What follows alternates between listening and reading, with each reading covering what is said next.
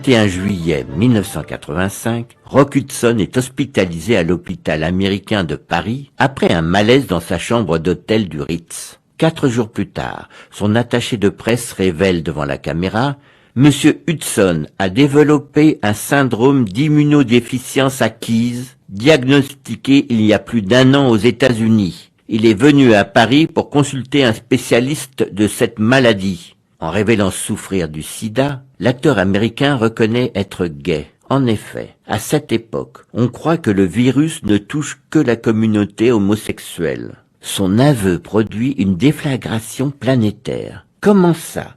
Ce symbole de la virilité préférait en fait les hommes? Toutes ces superbes pépées à son bras, ce n'était donc que du pipeau? Ses millions d'admiratrices ne lui pardonnent pas cette trahison, même s'il est sur le point de mourir. C'est qu'à l'époque, le sida fait encore terriblement peur. En quelques heures, la maternité de l'hôpital américain se vide. La direction de l'établissement demande à Rock Hudson de quitter les lieux. Mais comment? Aucune compagnie aérienne n'accepte de l'embarquer. Il doit affréter un Boeing 747 pour regagner Los Angeles. À Hollywood, l'accueil est glacial. Rock fait figure d'ordure finie. On lui reproche d'avoir récemment donné un baiser de cinéma à l'actrice Linda Evans.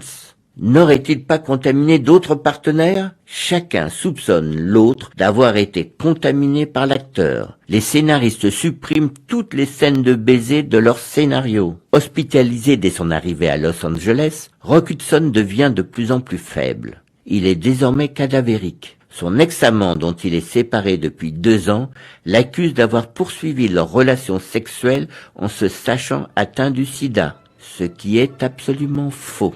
2 mois plus tard, Rock Hudson s'éteint à l'âge de 59 ans dans son immense demeure de Beverly Hills.